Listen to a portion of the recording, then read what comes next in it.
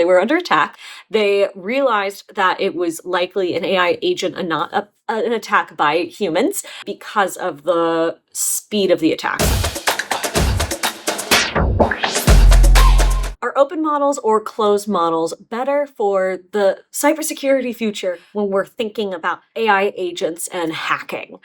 To be fair, I am not a cybersecurity professional. I'm not even somebody who has oscillated in that space, but I am somebody who knows a thing or two about AI and has been following this closely. So let's talk about it. A couple weeks ago, Hugging Face came under attack. Hugging Face is a popular platform for AI and machine learning engineers to collaborate together on things like benchmarks or coming up with different tests or tools or ideas for challenging these models as they are being trained. All right. It's pretty popular. People know what they are.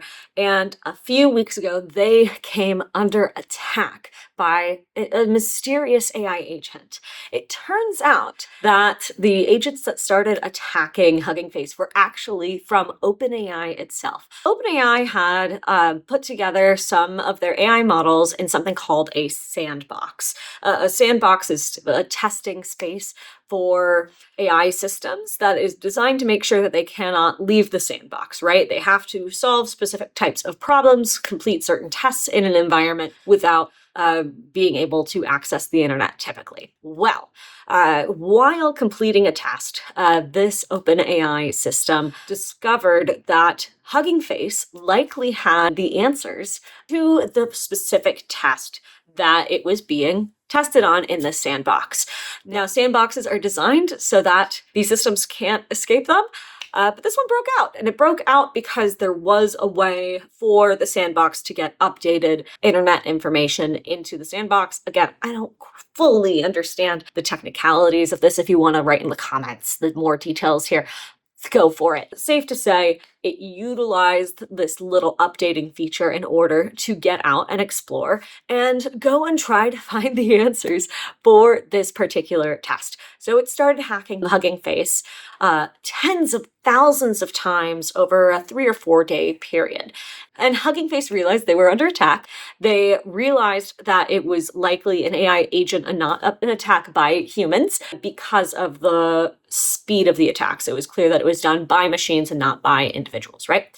And so they wanted to fight this AI intrusion by using different AI tools. But when they were using tools like OpenAI's Codex and Anthropic's Claude to try and fight back against these systems that were attacking it, they kept getting blocked because Codex and Claude code were basically giving them lots of red flags saying, it seems like you're trying to do cybersecurity hacking. You shouldn't be allowed to do that.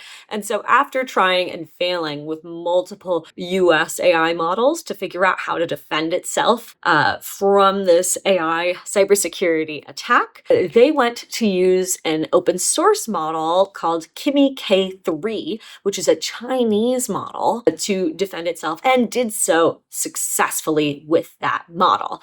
Now, this whole thing has launched a big debate in the AI community about whether or not open source models should be allowed and or whether they could cause more security issues. After this attack and after it went public, and there was all sorts of different news stories about it, a massive list of companies, including companies like NVIDIA, Google, OpenAI, Hugging Face, Microsoft, and many, many others published a letter saying that they believed that open source models like Kimi K3 needed to stay open because of incidents like this with Hugging Face. The reason why they were pushing this is because the US federal government has been talking about potentially limiting these open source models due to cybersecurity concerns. What are those concerns?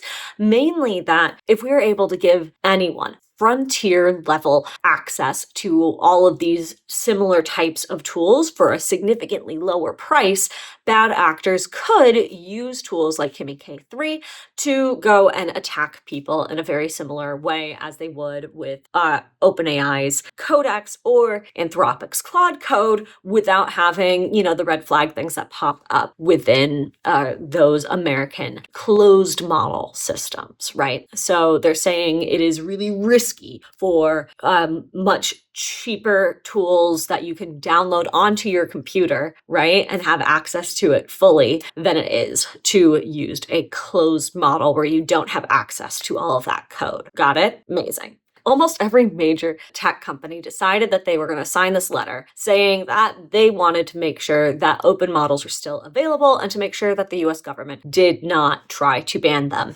The only exceptions, or at least the biggest exceptions, were two companies, Amazon and Anthropic. Now, Amazon has some AI models, but they are mega investors into Anthropic, and Anthropic released a separate letter. Their letter basically stated that they are so concerned about the cybersecurity risks of these open source models that while they don't necessarily want to ban them entirely, it does make them really nervous about supporting a big mega letter like the one that came out just the other day. So what do I think? Am I a big fan of open source models, or am I like a closed model only kind of a gal? I think the genie is out of the bottle. It's going to be really hard to put it back in, frankly. And I also think that when we're looking at the future of these AI systems and how much they're going to cost, a lot of the pricing for things like Anthropic and for OpenAI are heavily subsidized by venture investors. Eventually, I believe the prices for these systems are going to go up, and I think they'll go down at some point as they become more efficient. But all of the engineers who I am talking to on a regular basis are more concerned about losing access to these systems with the costs rising than they are of bad actors having access to these open source models. Typically in tech, for the last 30 years or so, however long the industry has been around, open source has been the way to go. Engineers are constantly sharing ideas and helping one another. It's a very kind of community-oriented kind of a vibe. And heck, OpenAI is labeled OpenAI because originally they were open source and they were keeping everything open, right? And it wasn't until OpenAI started actually making a lot of money that they decided to close things up and use the excuse that, oh, they don't want bad actors getting a hold of this code. But I do think the fact that Hugging Face was not able to use American closed source models to adequately defend itself from a literal US frontier model is a major sign that one of two things needs to happen. Either we need to make sure that these open source models are able to remain open so that companies can defend themselves if these companies are going to be so stingy with who they help and when, right? Or we need to have much faster response from these companies, whether it's Gemini or OpenAI or Anthropic, to be able to address cybersecurity concerns, especially at the rapid speed that these attacks can. So I believe this probably places me more on the open source side of things. Granted, I'm just a creative person, right? I've worked in tech for the last 8 years in a variety of different roles, including client relations and marketing and product and whatnot. I am not an engineer. I am not a cybersecurity professional. But the way I'm looking at this, I do think the cost of using these American tools is going to skyrocket, and being able to have access to open source models, I think, is going to be really important in the future. I am concerned about people using these systems getting way better at cybersecurity and having these attacks be way more vicious. But at the same time, I do think that not having access to these tools and being reliant on only a handful of companies to actually defend yourself can be equally as detrimental, right? So, I mean, this is complicated stuff. I'm curious to know what you think. Let me know in the comments down below if you think I missed anything.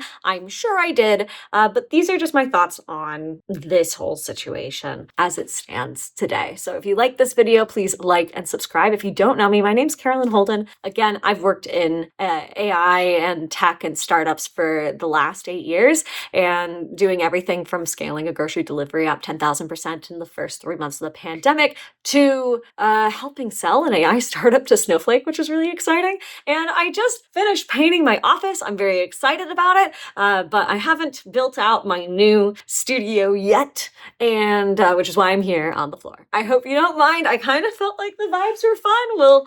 We'll see what this space actually ends up looking like eventually. But it's lovely to see you today. Hope you have a fantastic day. Bye.